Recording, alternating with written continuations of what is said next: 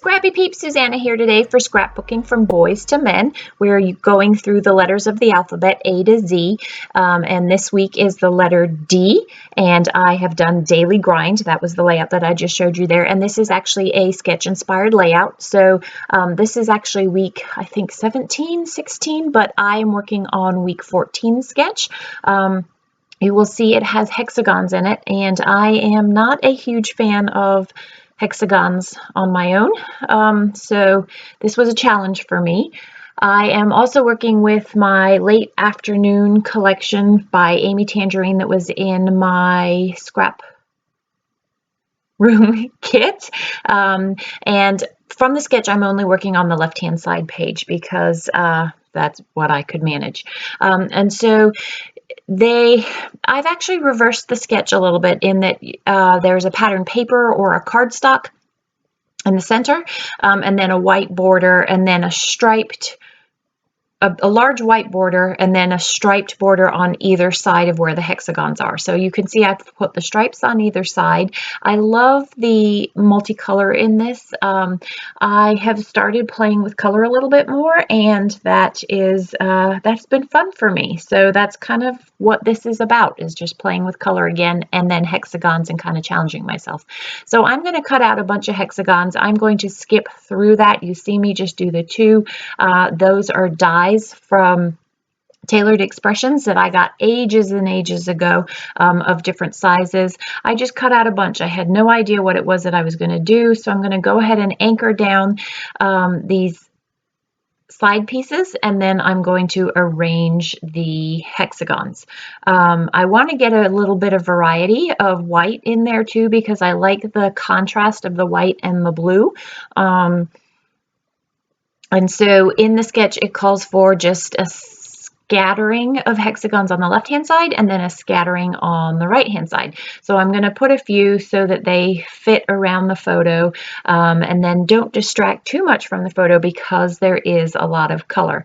But what I like about how I've done this layout that's different from my normal is that normally I would use a white background, but I like that I can use these pops of white to pop the color in the layout, as well as to pop the Starbucks cup, which is actually white. And so that pop of white goes with the pop of white that's in the cup there. These photos are daily grind. So it could be one of two things. One, Michael's daily grind Monday through Friday is to work and work from home. And he always starts his day with a cup of coffee. Usually, actually, it is homebrew, but he has a cup of Starbucks here, which is the other part of daily grind, his coffee. And whenever he gets coffee from Starbucks, he gets a venti flat white. And so that's what that is. The other new part of his daily grind is that we have kittens. Those of you who follow my work will know we now have kittens.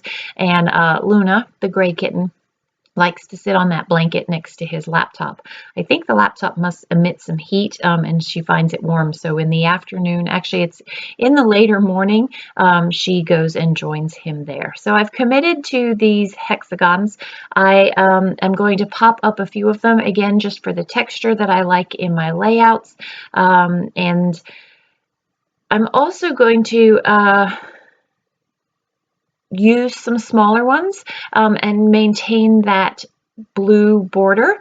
You'll see what I mean when in a little bit is when I'm going to get to that. The sketch actually called for some stitched hexagons. I decided that was just not going to work for me. I was brave enough to use hexagons, and so that is enough of a challenge for me that I didn't need to add the stitching to that as well. I am using Gina K foam. That's what I'm using to pop up some of these for the dimension. I really struggled with that yellow square that's on that right hand side because it's got a white stripe that goes vertical and everything else is going horizontal. But I decided that I wasn't going to cut it again, and it would get covered mostly, and you really wouldn't see it. So that is just going to have to go with the flow there.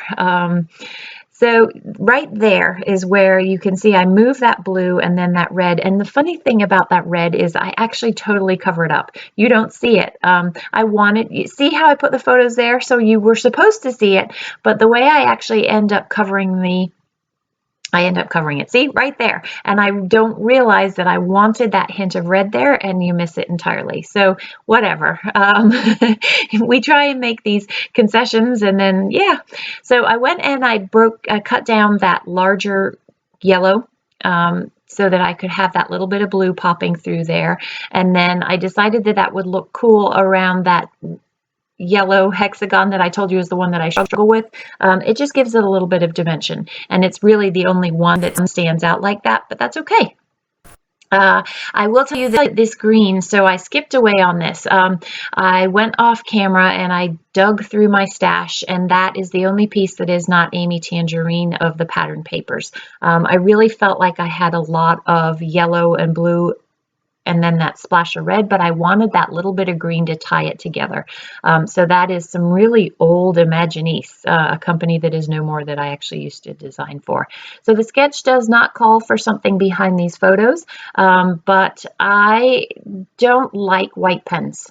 You can recommend all the white pens that you want. I don't like them, and I didn't want to take away from the hexagons and those horizontals. I liked things the way that they were, and so I figured I would do some journaling, some quick journaling, really more reference points in those white squares, hexagons, and that I would actually let Michael do the journaling on that tag that will go in that glassine envelope behind.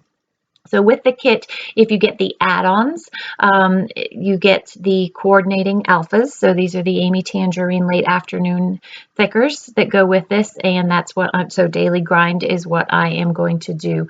Now, those of you who are watching this layout are probably seeing that white strip and seeing it being very glaringly white. My intent all along is that I'm going to go in there with baker's twine, so don't worry. I have a plan. These are the stickers that go with the collection. So I am pretty much exclusively working with this collection from the scrap room, but I am going to supplement it at the very end with just a few things. When I was pulling out my what to use, you can see there's a whole bunch of stuff behind those stickers over there. I had toyed with Pink First Studio and one of their office sort of school collections, and I really liked some of the phrases that were in there. So that's sitting on the chair beside me, tempting me, and I will actually end up using bits and pieces of it. So these photos were actually from this morning. So I have these photos from 2 weeks ago, and I took them with the intent of doing daily grind. Actually, I was going to do desk companion, but I really liked the idea of incorporating the coffee into it. And so D for daily grind worked well too. And I really wanted to do a layout about Michael. I have a lot of the kids, I have a lot of the family, but I don't have very many of him alone. And this was a fun way of being able to incorporate sort of two topics within D. So I was going to do dad, but we got dad, daily grind, and desk companion all covered in one without having to use all of those titles. So some of these elements are hanging off of the popped off hexagons. So I'm putting a little bit of extra foam underneath them just so that they don't get squashed when they go down in the page protector. I found this hello that's in the sticker sheet, and I really liked how it would fill in the space between daily grind and that white space there, which I am now filling with the baker's twine like I told you I was going to do.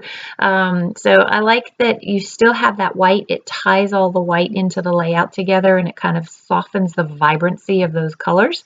And adds a little bit of movement to the layout as well. So when I do this, I find that I really need to anchor the baker's twine, and so I'm just using artist's tape at the back there. Somebody asked me previously about the artist tape. It is tape. Vicki Booten has actually said that she found it at the dollar store. Now she's in Canada, so I don't know about our dollar store, so you could check the dollar store. I get mine from Michael's with a coupon. But you could also use painter's tape as well, because that is supposedly acid-free as well. So yeah, I'm anchoring it. I also like to anchor the bow down just for a little bit of solidity to that. And again, less shifting can occur when it's in a page protector. And so what I was doing there is checking out the gold foil, and actually one of those looks more like a bronze foil, sort of an orange foil in the Hello, and seeing sometimes if you put all of the glimmer in one corner, it can be overpowering, and so I was checking out where I wanted that heart to go. Was it the heart? No, I was just checking out the glimmer there. So I fussy cut a few of the cameras that you can see from the pattern paper there. And this is where I was talking about just supplementing it a little bit with some Pink Fresh. I'm also going to go in there with a third camera that's going to go next to that Daily and Grind there. I feel like that Hello ends up being a shelf that just kind of sits out and creates that trapped space between that the green hexagon and the Hello. And so by filling in with the camera between Daily Grind and the stripes, there's a little more continuity, and it doesn't seem like just that random trapped space that's there. I am going to journal just a little bit, the date and other things, and that will pretty much wrap it up. So again, this is a series. Christine and I are working on the letter D today. Come back in 2 weeks for the letter E. Be sure to check out what it is that Christine has done. Enjoy the close-ups. Thanks for stopping in today, and if you play along with us, do tag us so that we can see what it is that you've done for the letter D. Again, thanks for stopping in. I hope you're doing well. Take care.